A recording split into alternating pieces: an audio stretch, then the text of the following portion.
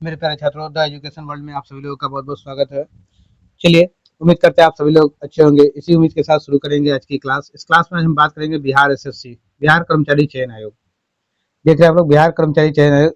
ये जो practice set 2023 में मतलब फॉर्म 2023 में निकला था, तो एग्जाम तो हुआ नहीं है क्योंकि ये चुनाव का मौसम है, इसलिए इस बार एग्जाम होना है। तो अभी आपका एग्जाम होना है। तो मेरे प्यारे छात्रों, तैयारी आपको इस प्रकार से करना है कि इस बार सफलता ले लेंगे। तो आज हम बात कर रहे हैं प्रैक्टिस सेट 5। ये द प्लेटफॉर्म का जो प्रैक्टिस सेट आता है उसी का ये प्रैक्टिस सेट है। टोटल 24 प्रैक्टिस सेट है जो हम आज 5वां पे देख रहे हैं। ठीक है, तो एग्जाम तक हम लोग को इस पूरा कंप्लीट कर लेना है। एक बात और आप लोगों को बतानी क्या है मेरे प्यारे छात्रों, कि खान सर का एक आता है आरबीडी पब्लिकेशन, वो आप लोग को दे चुके हैं, उसका प्लेलिस्ट बना हुआ आप वहां दे सकते हैं। एजुटेरिया का आता है, उसका भी दे चुके हैं, वो भी का प्लेलिस्ट बना हुआ है, वहां से आप भी उसको देख सकते हैं। ज्ञान बिंदु का भी एक प्रैक्टिस सेट आता है। ठीक है, तो ज्ञान बिंदु का आपको जो है मॉर्निंग में देते हैं। ठीक है, और उसमें भी लगभग सेट आप लोग को दे ही चुके हैं। उसका जैसे ही खत्म होगा तो ये जो है प्लेटफॉर्म का वॉल्यूम 1 और वॉल्यूम 2 आता है। तो ये वॉल्यूम 1 तो अभी हम दे रहे हैं आपको ये, और वॉल्यूम 2 क्या करेंगे, ज्ञान बिंदु के जगह पे वॉल्यूम 2 को डाल देंगे। तो एग्जाम आप लोग तैयारी में लगे रहिए, क्योंकि बीएसएससी वाला का एग्जाम की वजह से हम रोज 2 प्रैक्टिस सेट देते हैं। आप लोग को 2 प्रैक्टिस सेट देते हैं, एक सुबह में 9:30 बजे के आसपास, 9 से 9:30 में, और एक 3 से 3:30 के आसपास देते हैं। तो 2 प्रैक्टिस सेट हम आप लोग को रोज देते हैं। तो आप लोग हमारे चैनल से जुड़े रहिए और अधिक से अधिक लाभ उठाइए। जो लोग हमारे चैनल पर नए हैं, सबसे पहले वो सब्सक्राइब कर लीजिए और शेयर कीजिए अपने ग्रुप में, अपने दोस्तों को जहां भी शेयर करना है तो शेयर जरूर कीजिएगा और सब्सक्राइब कीजिए। उसके बाद सबसे इंपॉर्टेंट बात क्या है कि आप लोग अपना फीडबैक जरूर दिया कीजिए। आपका फीडबैक मेरे लिए बड़ा इंपॉर्टेंट है। तो प्रैक्टिस भी बहुत जरूरी है, आप लोग प्रैक्टिस में लगे रहिए और इस बार नौकरी ले लीजिए, क्योंकि इस बार नहीं लेते हैं तो बड़ा समस्या आ जाएगा। समस्या क्या है कि देखिए कि चुनावी मौसम है, सबसे हर जगह कहीं ना कहीं कुछ ना कुछ निकल ही रहा है। तो जिस सेक्टर में आप जहां भी है वहां ले लीजिए आप लोग। बिहार पुलिस वाला भी बच्चा देखिएगा, उसका भी 19,800 प्लस सीट आया है। तो आप लोग उसका भी तैयारी कीजिए, ले उसका भी नौकरी लीजिए, कहीं भी आप लोग सिलेक्शन इस बार ले लीजिए। चलिए, आपकी सफलता ही हमारा लक्ष्य है, आप सफल हो। चलिए, आज का पहला क्वेश्चन हमारा है, निम्नलिखित में से किस वर्ष को पहली बार ग्राम सभा वर्ष घोषित किया गया था? किस वर्ष को पहली बार ग्राम सभा वर्ष घोषित किया गया था? तो किया गया था 2009-10 को ग्राम सभा वर्ष घोषित किया गया था पहली बार। आइएगा नेक्स्ट क्वेश्चन की तरफ चलते हैं। ऑप्शन बी मेरा सही उत्तर हो जाएगा, यहाँ ऑप्शन बी हो जाएगा। नेक्स्ट क्वेश्चन कह रहा है, पंचशील समझौता किन 2 देशों के बीच हुआ था? तो पंचशील समझौता जो है भारत और चीन के बीच हुआ है। कहाँ? भारत और चीन के बीच हुआ था। सही उत्तर मेरा ऑप्शन ए हो जाएगा। कब हुआ था? तो ये जो हुआ था 29 अप्रैल को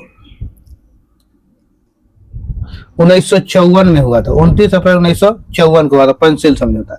कौन करवाया था? तो उसमें वर्तमान के हमारे यहाँ के प्रधानमंत्री कौन थे? पंडित नेहरू जी थे। तो पंडित नेहरू के शासनकाल में हुआ था। आइएगा नेक्स्ट क्वेश्चन की तरफ चलते हैं। देखिए नेक्स्ट क्वेश्चन तो जो तीसरा नंबर है, बड़ा ही आसान क्वेश्चन है। बिहार में कुल कितने जिले हैं? तो बिहार में कुल 38 जिले हैं। सही उत्तर हमारा ऑप्शन सी हो जाएगा, सी इज राइट आंसर। आइएगा नेक्स्ट क्वेश्चन कर रहा है, चौथा नंबर, बिहार की यात्रा करने वाला प्रथम ब्रिटिश यात्री कौन था? तो बिहार की यात्रा करने वाला प्रथम ब्रिटिश यात्री जो था राल्फ फिच है, राल्फ फिच। सही उत्तर हमारा ऑप्शन ए हो जाएगा, ए इज राइट आंसर। ठीक है, चलिएगा नेक्स्ट क्वेश्चन की तरफ चलते हैं। नेक्स्ट क्वेश्चन मेरा कह रहा है, 5वां नंबर, भारत में पहली पंचवर्षीय योजना का आधार क्या था? पहली पंचवर्षीय योजना यानी किस आधार पर यह था? तो पहली पंचवर्षीय योजना जो था वो हैराल्ड डोमर मॉडल पर आधारित है। ठीक है, हैराल्ड डोमर मॉडल पर आधारित है। सही उत्तर मेरा ऑप्शन ए हो जाएगा। इसका अगर आपसे पूछे कब से कब तक था तो ये लिखिएगा 1 अप्रैल से 1951 से 31 मार्च 1956 तक था। ठीक है, 1956 तक लागू किया गया था। तो समझ गए, ये पूरा 5 साल पंचवर्षीय योजना यानी 5 साल का होता है। तो 5 साल का था। तो पहला क्या था? हैराल्ड डोमर मॉडल पर, जिसमें कृषि पर विशेष ध्यान दिया गया था। किस पे ध्यान दिया गया था? कृषि पर, सिंचाई पर, इस सब पे बहुत ध्यान दिया गया था। और दूसरा पंचवर्षीय योजना आपसे कहा है तो दूसरा पंचवर्षीय योजना पीसी महालनोबिस मॉडल पर आधारित है। दूसरा पंचवर्षीय योजना पीसी महालनोबिस पर, इसमें भारी उद्योग के बारे में इसमें कहा गया। ठीक है, आइए चलिए नेक्स्ट क्वेश्चन की तरफ चलते हैं। नेक्स्ट क्वेश्चन मेरा 6ठा नंबर का रहा, 6 नंबर हमारा क्वेश्चन का रहा है, दिल्ली में कौन सा सुल्तान अशोक स्तंभ को कौशाम्बी और टोपरा से दिल्ली स्थानांतरित, कौशाम्बी और टोपरा से दिल्ली स्थानांतरित किया था? तो कौन था? तो फिरोज शाह तुगलक था। सही उत्तर मेरा ऑप्शन सी हो जाएगा, सी इज राइट आंसर। आइएगा नेक्स्ट क्वेश्चन 7 नंबर पे चलते हैं। निम्नलिखित घटनाओं में कला क्रमानुसार व्यवस्थित कीजिए और नीचे दिए गए कूटों का प्रयोग कर सही उत्तर को चुनिए। प्रयोग कर सही उत्तर को आपको बता देना है, ठीक है। तो कह रहा है अमृतसर की घटना, चौरा चौरी घटना, चंपारण आंदोलन, मोपला विद्रोह। तो कौन सा घटना कब हुआ था? तो पहले हम आपको सबका डेट बताते हैं और डेट के बाद अपने आप हम लोग को पता चल जाएगा। तो देखिएगा, सबसे पहले हम लोग अमृतसर घटना देखे तो अमृतसर घटना 1919 में हुआ था, ठीक है। उसके बाद हमारा चौरा चौरी का घटना आता है, तो चौरा चौरी का घटना 1922 में हुआ था, ठीक है। अब कह रहा चंपारण विद्रोह, चंपारण विद्रोह 1917 में हुआ था। गांधी जी 1915 में आए थे अफ्रीका से, 17 में यह चंपारण आंदोलन था। मोपला विद्रोह कब हो गया था? ये 1921 में हो गया था। तो सबसे पहले तो मेरा चंपारण विद्रोह हुआ, तो कब हुआ? तो 17 में हुआ। 17 के बाद 1919 आता है, 1919 है, 1919 है, तब मोपला होगा। तो पहले आपका सी हो जाएगा, सी के बाद ए हो गया, ए के बाद आपका मोपला विद्रोह, डी हो गया, तब बी हो गया चौरा चौरी घटना। तो सही उत्तर मेरा ऑप्शन सी। आइए अगले प्रश्न की तरफ चलते हैं, 8 नंबर। जैन धर्म श्वेतांबर एवं दिगंबर संप्रदायों में कब विभाजित हुआ? जैन धर्म जो है 2 भाग में कब विभाजित हो गया था? तो ये जो था चंद्रगुप्त मौर्य के समय में। किसके समय में? चंद्रगुप्त मौर्य के समय। सही उत्तर मेरा ऑप्शन ए हो गया। प्रसिद्ध रेशम मार्ग पर किस वंश शासकों का अधिकार था? किस वंश के शासक का अधिकार था प्रसिद्ध रेशम मार्ग पर? तो ये जो था कुषाणों का अधिकार था, कुषाण वंश का। सही उत्तर मेरा ऑप्शन सी हो जाएगा। ऐसे रेशम का जन्मभूमि आपसे पूछे तो रेशम का जन्मभूमि चीन को कहा जाता है, ठीक है, चीन। आइएगा नेक्स्ट क्वेश्चन की तरफ चलते हैं। 10 नंबर मेरा है, संविधान के निम्नलिखित संशोधन में से किसके अंतर्गत भारत में महिलाओं को ग्राम पंचायत में 1/3 स्थान आरक्षित किया गया है? 1/3 आरक्षित किया गया, तो किसमें? तो 73वें संविधान संशोधन के अंतर्गत। सही उत्तर मेरा ऑप्शन सी हो जाएगा। आइएगा अगला प्रश्न 11 नंबर पे चलेंगे। 11 नंबर क्वेश्चन कह रहा देवनागरी लिपि का सही क्रम क्या है? देवनागरी लिपि का सही क्रम आपको बता देना है, ठीक है।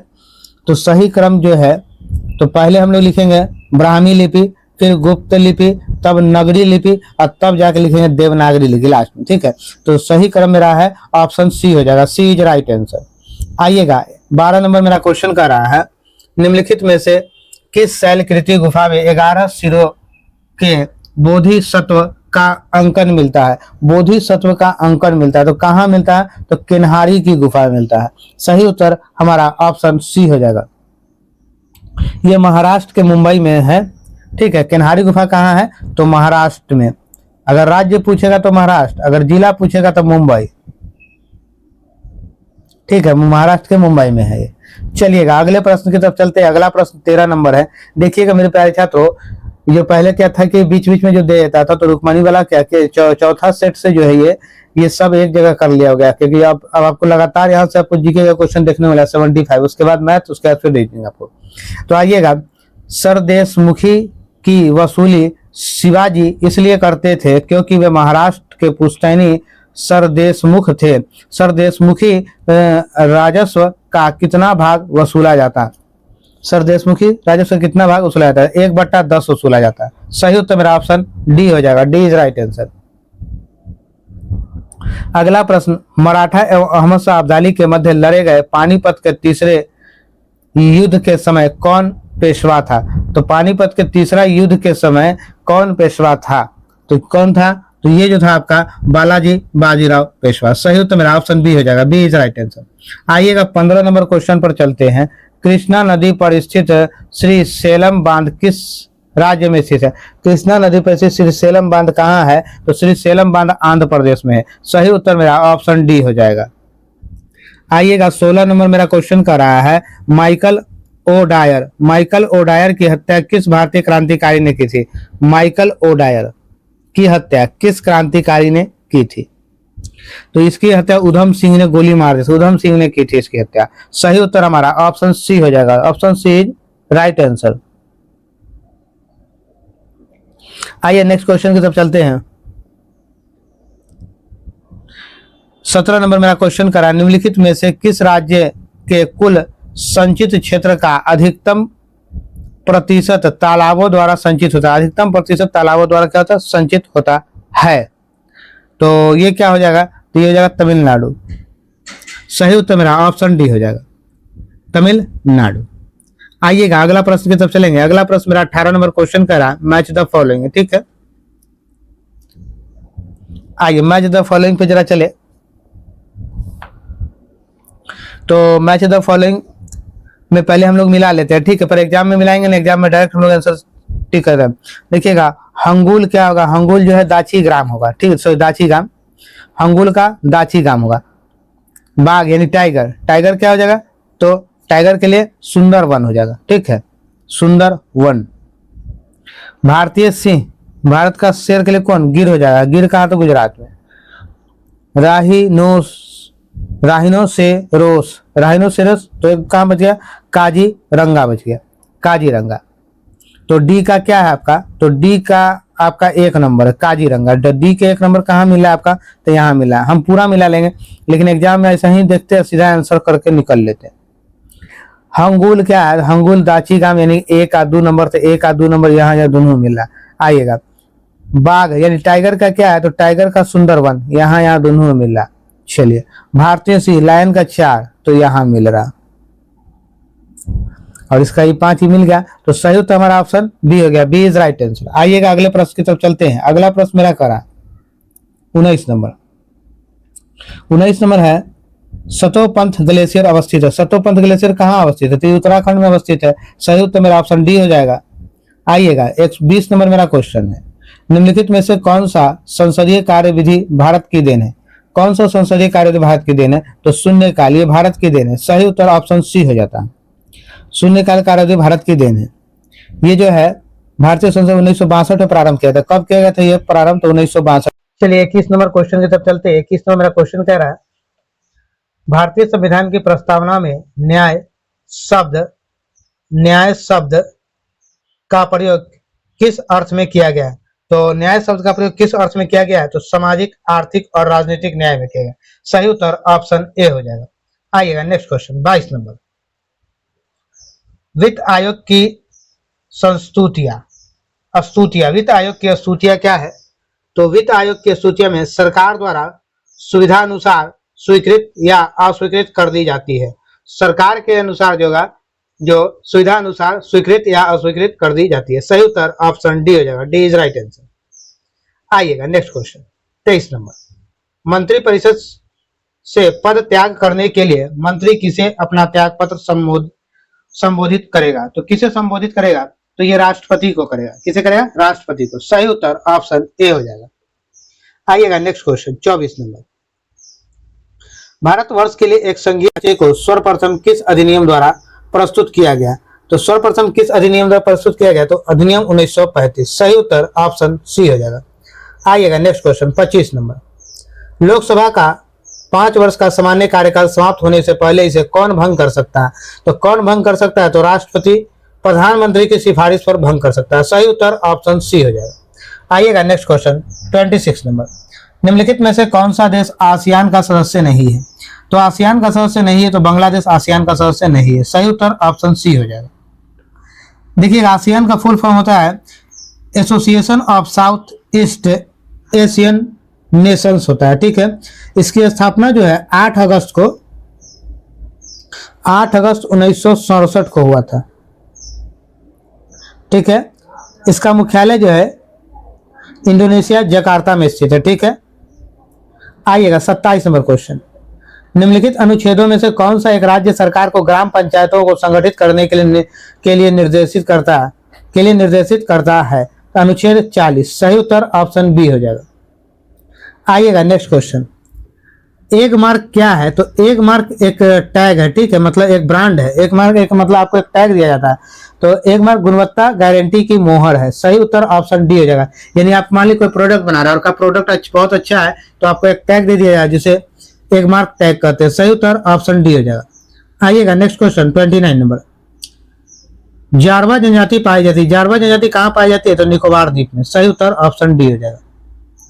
नेक्स्ट क्वेश्चन 30 नंबर क्वेश्चन का रहा है, निम्नलिखित में से किन देशों के समूहों से भूमध्य रेखा गुजरती है।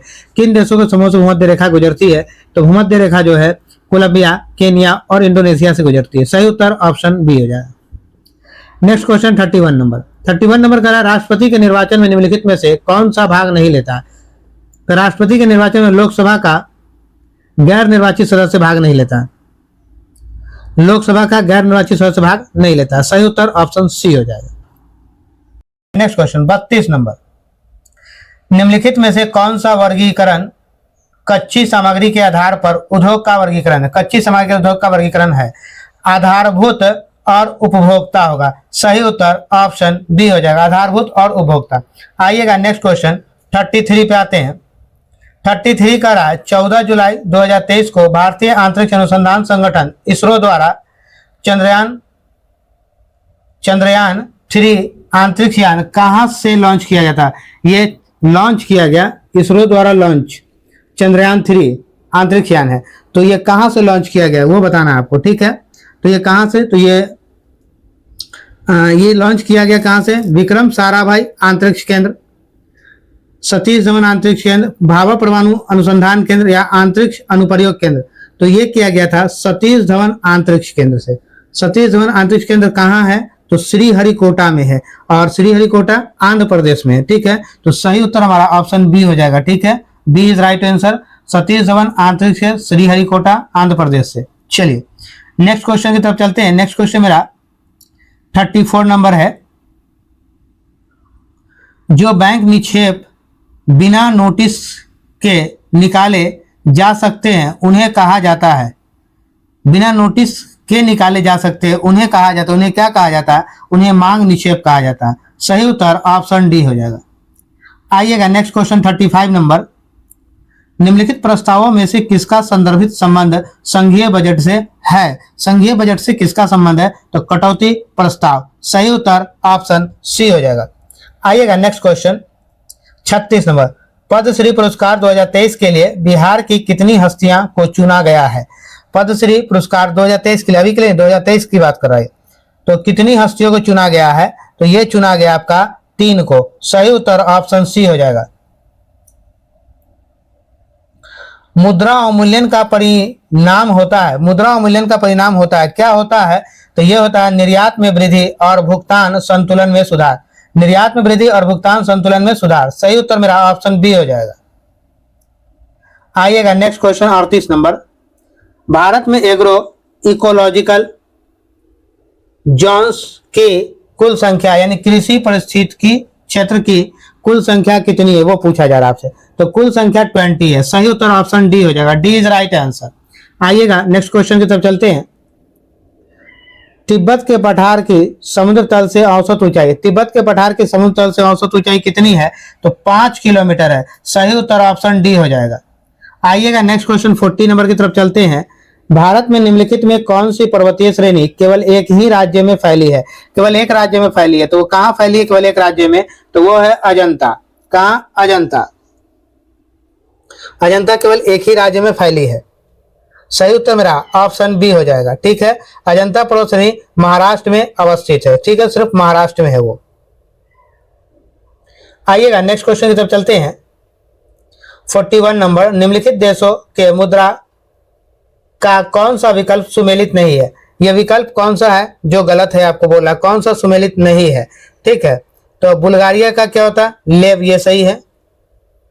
अल्बानिया का लेक होता है, ये भी सही है। मोल्दोवा का ल्यू होता है, ये भी सही है। इटली का यूरो नहीं होता, ठीक है, ये आपका गलत है। इटली की मुद्रा जो है यूरो नहीं होती, इटली की मुद्रा लीरा होती है, लीरा। तो मेरा सही उत्तर क्या होगा? ऑप्शन डी हो जाएगा। आइएगा अगले प्रश्न की तरफ चलते हैं। 42 नंबर, भारतीय महाद्वीप पर ग्रीष्म ऋतु में उच्च ताप और निम्न दाब हिंद महासागर से वायु का कर्षण करते हैं, जिसके कारण प्रभावित होता है, क्या प्रभावित होता है? जिसके कारण दक्षिण पश्चिम मानसून प्रभावित होता है। सही उत्तर ऑप्शन ए हो जाएगा। आइएगा नेक्स्ट क्वेश्चन 43 पे चलते हैं। 43 में मेरा क्वेश्चन कह रहा है, भारत के निम्नलिखित क्षेत्रों में कौन सा कपास का अधिकतम मात्रा में उत्पादन करता है? तो अधिकतम मात्रा में कपास का उत्पादन कौन करता है? तो उत्तर पश्चिम और पश्चिम भारत, उत्तर पश्चिम और पश्चिम भारत के राज्य जो है यहाँ जो है कपास का उत्पादन अधिक करता है। तो सही उत्तर मेरा ऑप्शन बी हो जाएगा। गुजरात और महाराष्ट्र भारत का प्रमुख कपास उत्पादक है, ठीक है। गुजरात और महाराष्ट्र, गुजरात महाराष्ट्र ये जो है कपास का प्रमुख उत्पादक है। लिखा था इस पे सही से नहीं है, इसलिए इस तरह आप लोग को दिखता है। आइएगा नेक्स्ट क्वेश्चन की तरफ चलते हैं। नेक्स्ट क्वेश्चन मेरा 44 नंबर है। अलमट्टी बांध किस नदी पर है? अलमट्टी बांध किस नदी पर है? तो ये कृष्णा नदी पे है। कहां? कृष्णा नदी। सही उत्तर हमारा ऑप्शन डी हो जाएगा। चलिएगा नेक्स्ट क्वेश्चन की तरफ चलते हैं। नेक्स्ट क्वेश्चन मेरा चल रहा है 45 नंबर। देश के निम्नलिखित किस राज्यों में सबसे पहले सूर्योदय होता है? देश में सबसे पहले सूर्योदय कहां होता है? तो सबसे पहले सूर्योदय जो है अरुणाचल प्रदेश में होता है।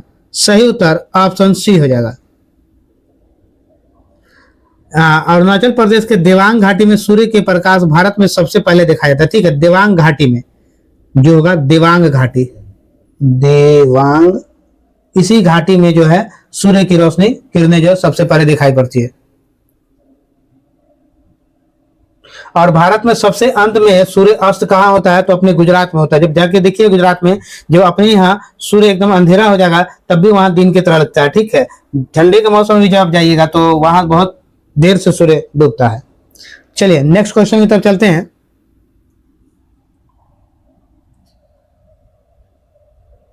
(46) नंबर। विश्व एथलेटिक्स चैंपियनशिप में स्वर्ण पदक जीतने वाले पहले भारतीय एथलीट है। स्वर्ण पदक जीतने वाले पहले भारतीय एथलीट कौन है? तो पहले भारतीय एथलीट मेरा नीरज चोपड़ा है। सही उत्तर ऑप्शन ए हो जाएगा। आइए नेक्स्ट क्वेश्चन 47 नंबर। भारत के बाहर विश्व के पहले योग विश्वविद्यालय का उद्घाटन कहाँ किया गया है? तो पहले विश्वविद्यालय का उद्घाटन कहाँ किया गया? तो लॉस एंजिलस में। सही उत्तर ऑप्शन डी हो जाएगा, लॉस एंजिलस। आइएगा नेक्स्ट क्वेश्चन की तरफ चलते हैं। नेक्स्ट क्वेश्चन मेरा 48 नंबर है। Listen to your heart the London adventure पुस्तक के लेखक कौन है? लिसन टू योर हार्ट यानी सुनिए हार्ट को, दिल के धड़कन को। Listen to heart the London adventure पुस्तक के लेखक कौन है? तो ये रॉस्किन बॉन्ड है। सही उत्तर ऑप्शन बी हो जाएगा, बी इज राइट आंसर। आइएगा नेक्स्ट क्वेश्चन 49 नंबर। 19 सितंबर 2023 को केंद्रीय कैबिनेट द्वारा पारित महिला आरक्षण विधेयक के तहत महिलाओं को लोकसभा एवं राज्य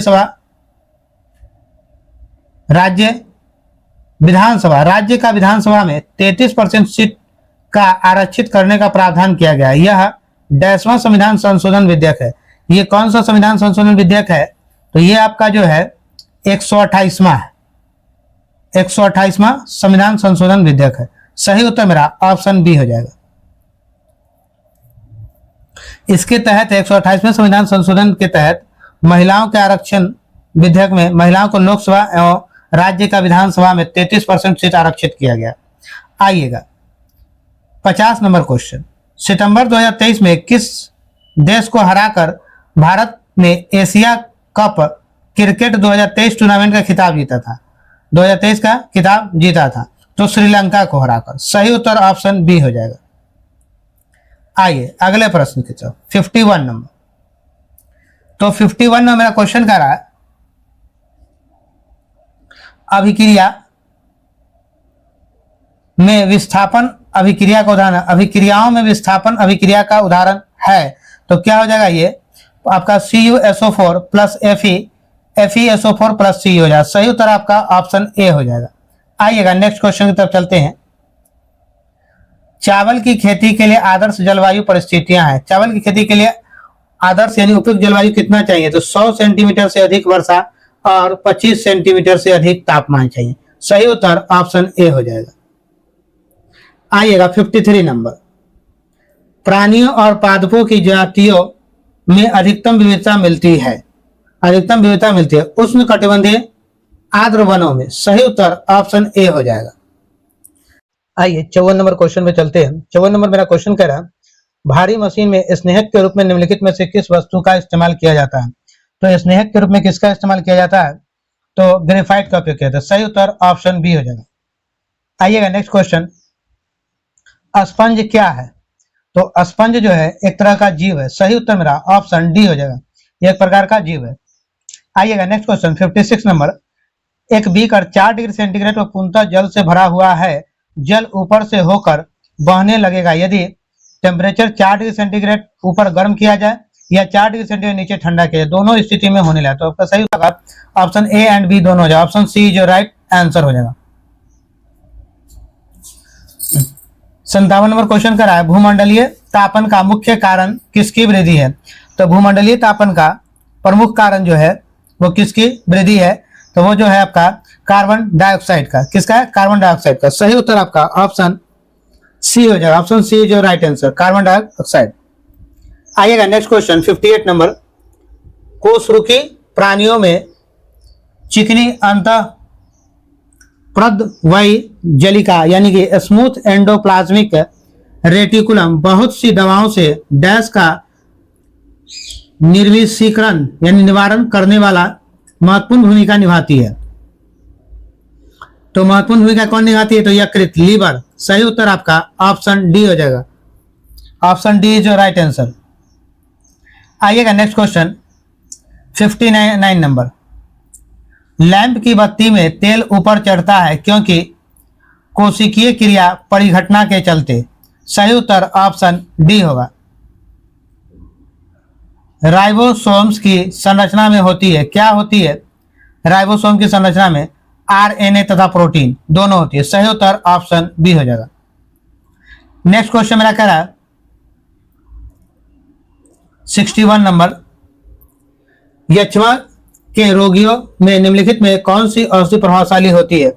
तो यक्ष्मा के रोगी में प्रभावशाली औषधि रिफैम्पिसिन होती है। सही उत्तर ऑप्शन डी हो जाए, रिफैम्पिसिन। आइएगा नेक्स्ट क्वेश्चन 62 पे आते हैं, जब क्षारीय प्रकृति में एक रसायन को हल्दी के लेप यानी पेस्ट में मिलाया जाता है तो इसका रंग डैश हो जाता है। तो इसका रंग क्या हो जाता है? तो इसका रंग लाल हो जाता है। सही उत्तर ऑप्शन सी हो जाएगा। 63 निम्नलिखित में कौन सा एक कथन सही नहीं है? इसमें से आपको सही जो कथन है उसको बताना है आपको कौन सा नहीं है। आर्द्रता के बढ़ने पर वायु में ध्वनि का वेग कम हो जाता है। सही उत्तर ऑप्शन सी होता है। आइएगा नेक्स्ट क्वेश्चन, किस पादप को शाकीय भारतीय डॉक्टर की उपमा प्रदान की गई है? किस पादप को? तो तुलसी जी को। देखिएगा हम लोग को भी सर्दी उर्दी कभी होती है तो हम लोग भी तुलसी जी के पत्ते को उबालकर उसका काढ़ा बना के पी लेते हैं या तुलसी जी का पत्ता से खाते हैं। तो ये शाकीय भारतीय डॉक्टर उपमा प्रदान की गई तुलसी। सही उत्तर हमारा ऑप्शन बी हो जाएगा। आइएगा नेक्स्ट क्वेश्चन 65 नंबर, जैव विकास के संदर्भ में सांपों के अंगों का लोप होने का स्पष्ट किया जाता है। क्या स्पष्ट किया जाता है? तो ये हो जाएगा उपार्जित लक्षणों की वंशानुगति से। सही उत्तर ऑप्शन बी हो जाएगा। नेक्स्ट क्वेश्चन मेरा है 66 नंबर, प्रतिजैविक यानी एंटीबायोटिक दवाई विषाणु वायरस पर प्रभावी नहीं होती है क्योंकि इनमें डैश का अभाव होता है। क्या चीज का अभाव होता है इसमें? तो इसमें अभाव होता है आपका कोशिका भित्ति का। सही उत्तर ऑप्शन सी हो जाएगा। आइएगा नेक्स्ट क्वेश्चन की तरफ चलते हैं 67 नंबर, क्वथन होता है, क्वथन यानी क्वथनांक होता है एक निश्चित तापक्रम पर। सही उत्तर ऑप्शन ए हो जाएगा। आइएगा नेक्स्ट क्वेश्चन 68 नंबर, 11Na22 से 1 बीटा उत्सर्जन के बाद बनने वाला पदार्थ है तो क्या हो जाएगा? मैग्नीशियम हो जाएगा। सही उत्तर ऑप्शन ए हो जाएगा।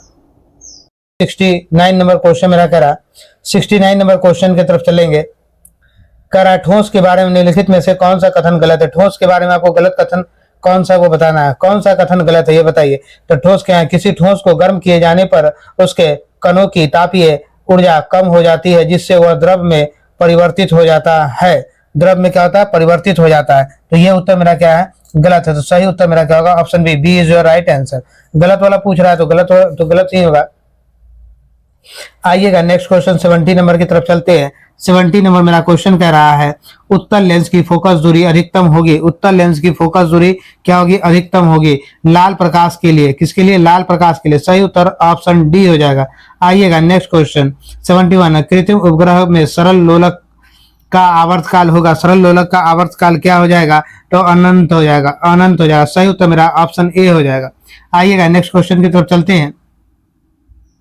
नेक्स्ट क्वेश्चन कह रहा नीचे दिखाए गए विद्युत परिपथ में चिन्हित यानी चिन्ह किया गया, यानी उपकरणों के नाम लिखे। जो यहाँ पे चिन्ह किया गया वहां पर उपकरणों के नाम लिखना है और आपको बताना है कि क्या क्या हो जाएगा। ठीक है, तो ये जो आपका प्रश्न में हो जाएगा, ये हो जाएगा आपका वोल्ट मीटर और अमीटर हो जाएगा। सही उत्तर आपका ऑप्शन ए हो जाएगा। ए इज योर राइट आंसर। आइएगा नेक्स्ट क्वेश्चन की तरफ चलते हैं।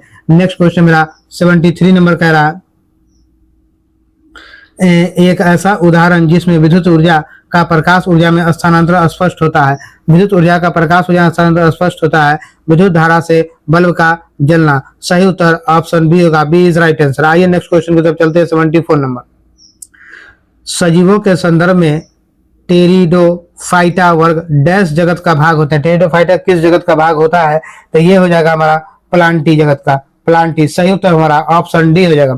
आइएगा नेक्स्ट क्वेश्चन की तरफ चलते हैं। नेक्स्ट क्वेश्चन मेरा 75 नंबर है, 220 वोल्ट पर किसी विद्युत बल्ब के तंतु में 0.2 एम्पियर धारा 10 मिनट तक बहती है, तो इसमें कितनी विद्युत ऊर्जा व्यय होगी, कितनी विद्युत ऊर्जा की खपत होगी? तो 26,400 जूल की, 26,400 जूल। सही उत्तर मेरा ऑप्शन सी हो जाएगा। सी इज राइट आंसर। आगे जो भी आप क्वेश्चन हम लोग देखेंगे मेरे प्यारे छात्रों, तो आपको इसके बाद यहाँ से 25 क्वेश्चन आपको मैथ का मिलेगा और बाकी का 50 क्वेश्चन आपको यहाँ से रीजनिंग का मिलेगा। ठीक है, तो इसमें एक जगह सारा 75 क्वेश्चन आपको जीके का दिया हुआ है। तो इसी तरह से ये हमने प्रैक्टिस सेट आज हमने 5वां जो है पूरा खत्म कर लिया। प्रैक्टिस सेट 5वां हमने खत्म कर लिया। ये पूरा 75 क्वेश्चन जीके जीएस का जो था वो हमने देख लिया। मेरे प्यारे छात्रों, आप मेरे चैनल पे नए हैं तो सबसे पहले चैनल को सब्सक्राइब और शेयर कर लीजिए और अधिक से अधिक लोगों के पास शेयर कीजिए। सब्सक्राइब कर लीजिए और अधिक से अधिक लोगों के पास शेयर कीजिए। और अभी से एग्जाम तक हम आपको प्रैक्टिस सेट देते रहेंगे। आप मेरे चैनल से जुड़े रहिए। इस बार सफलता लेनी है तो मंजिल को पाना है। अपने जो प्रण किया है, आपने जो ठाना है, अपने माता पिता की जो आपसे उम्मीदें लगाए बैठे हैं, उनकी उम्मीदों पर खरा उतरना है। तो इस बार सफलता एकदम, बिना मेहनत सफलता नहीं होती, मेहनत तो करना पड़ेगा। इसलिए हम आप लोग को एवरीडे 2 प्रैक्टिस सेट देते हैं। आज प्रैक्टिस सेट एवरीडे कितना देते हैं? 2 देते हैं आपको। एक सुबह में देते हैं 9 साढ़े 9 के आसपास और दूसरा 3 साढ़े 3 के आसपास देते हैं। तो दोनों प्रैक्टिस सेट एवरीडे हम देते हैं। तो आप लोग क्या करें, मेरे प्यारे छात्रों, मेरे चैनल से जुड़े रहें और डेली प्रैक्टिस सेट से आप प्रैक्टिस करें।